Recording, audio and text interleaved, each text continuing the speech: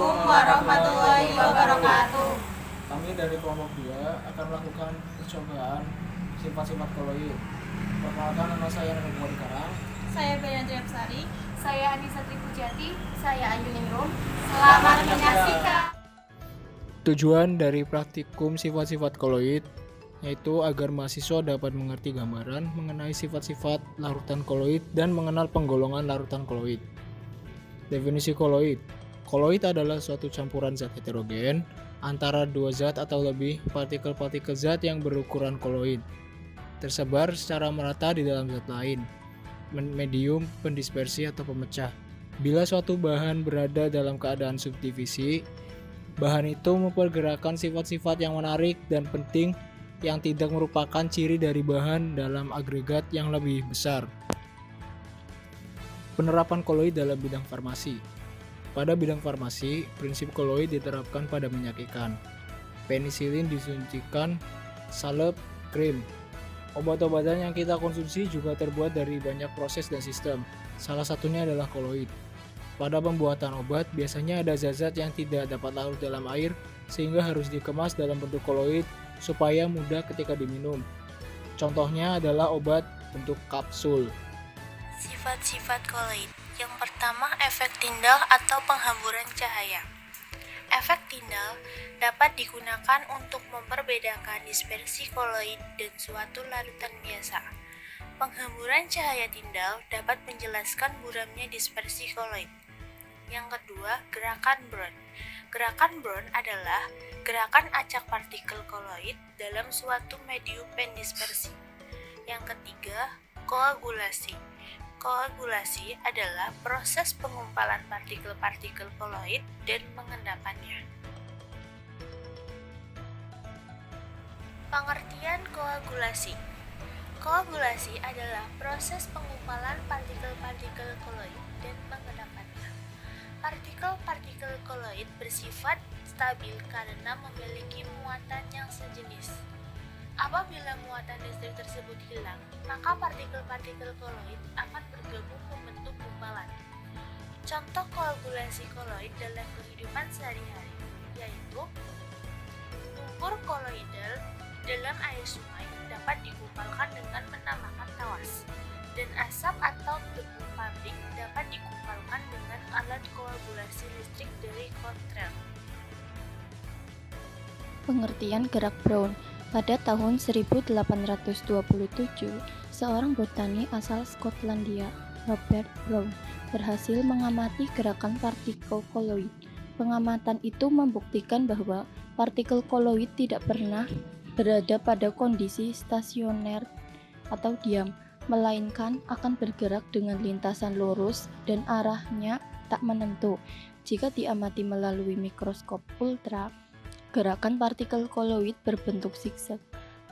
Pergerakan inilah yang disebut dengan gerak Brown.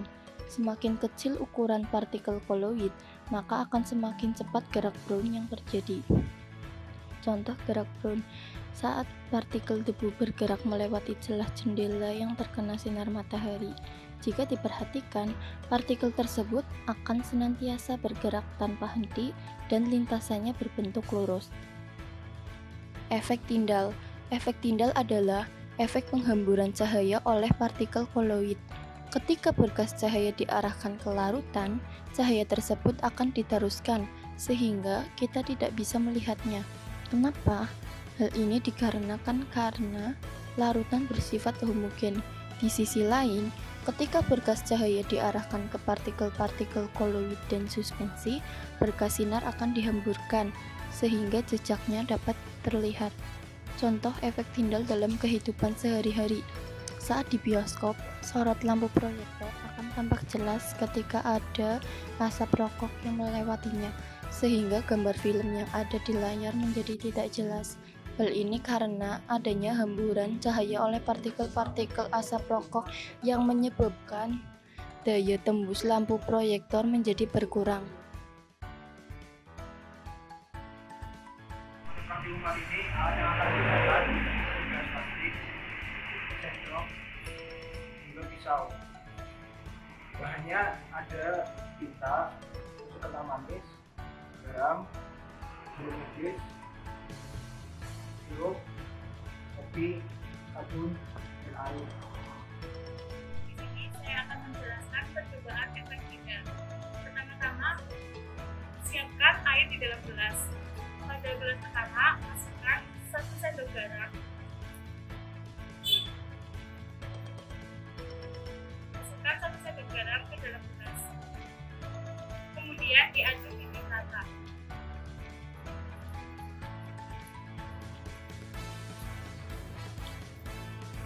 Pada gelas kedua, dimasukkan 1 sendok kopi. Diaduk hingga rata.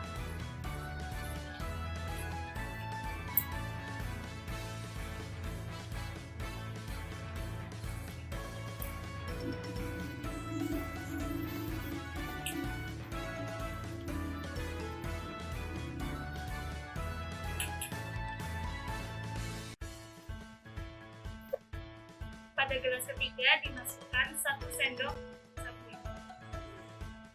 Diaduk hingga rata.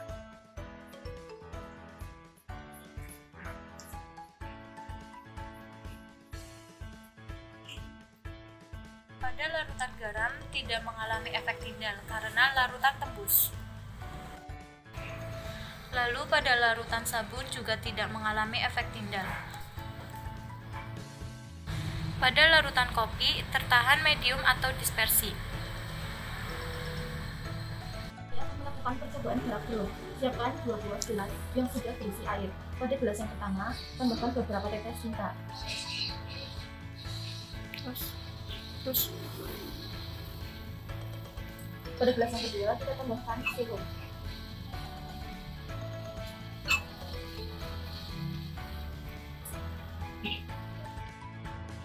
Percobaan kedua yaitu gerak brown yang menggunakan sampel tinta dan sirup. Tinta merupakan koloid yang terdiri dari fase berdispersi menyatu dengan air. Maka terjadi gerak brown karena adanya tumbukan antar partikel itu sendiri ke segala arah. Pada gelas yang kedua yaitu larutan sirup. Sirup dapat bercampur langsung dengan air. Maka pada gelas dengan sampel tinta bersifat koloid. Sedangkan pada gelas sampel sirup bersifat non-koloid. Di sini akan menjelaskan tentang praktikum koagulasi. Pertama, siapkan air sedikit saja dan masukkan susu kental manis sedikit saja, lalu diaduk.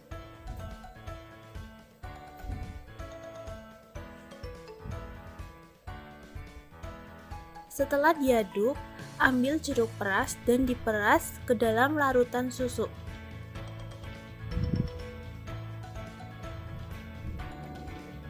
Setelah diperas, diaduk kembali hingga merata. Pada percobaan ketiga yaitu koagulasi yang menggunakan sampel jeruk nipis dan susu. Hasil dari ditambahnya susu dan jeruk nipis dan didiamkan beberapa saat, larutan menjadi menggumpal. Dari hasil ini membuktikan bahwa larutan sampel merupakan koloid koagulasi.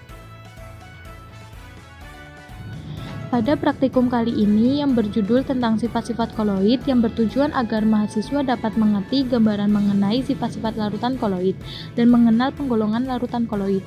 Percobaan yang dilakukan pada praktikum kali ini adalah efek tindal, gerak brown, dan koagulasi. Pada percobaan pertama yaitu efek tindal yang menggunakan bahan-bahan seperti sabun, garam, dan kopi. Pada larutan garam tidak mengalami efek tindal karena larutan tembus. Lalu pada larutan sabun juga tidak mengalami efek tindal. Pada larutan kopi tertahan medium atau dispersi. Efek tindal adalah gejala penghamburan berkas sinar atau cahaya oleh partikel-partikel koloid. Hal ini disebabkan karena ukuran molekul koloid yang cukup besar. Pada percobaan kedua yaitu gerak brown yang menggunakan sampel tinta dan sirup. Tinta merupakan koloid yang terdiri dari fase terdispersi padat dengan medium pendispersinya cair. Pada larutan tinta, tinta tidak menyatu dengan air, maka terjadi gerak brown karena adanya tumbukan antar partikel itu sendiri ke segala arah. Pada larutan sirup, sirup dapat langsung bercampur dengan air, maka pada gelas dengan sampel tinta bersifat koloid, sedangkan pada gelas dengan sampel sirup bersifat non-koloid. Pada percobaan ketiga yaitu koagulasi yang menggunakan sampel jeruk nipis dan susu. Hasil dari ditambahnya susu dan jeruk nipis dan didiamkan beberapa saat, larutan menjadi menggumpal. Dari hasil ini membuktikan bahwa larutan sampel merupakan koloid koagulasi. Pada praktikum kali ini, maka dapat disimpulkan bahwa larutan kopi memiliki sifat koloid efek tindal. Tinta bersifat koloid karena tinta tidak menyatu dengan air, maka terjadi gerak Brown karena adanya pertumbuhan antar partikel itu sendiri ke segala arah. Pada sampel susu ditambahkan jeruk nipis. Larutan menggumpal membuktikan bahwa larutan sampel memiliki sifat koloid koagulasi. Sekian video yang dapat kami tayangkan. Semoga bermanfaat dan kurang lebihnya mohon maaf. Wassalamualaikum warahmatullahi wabarakatuh.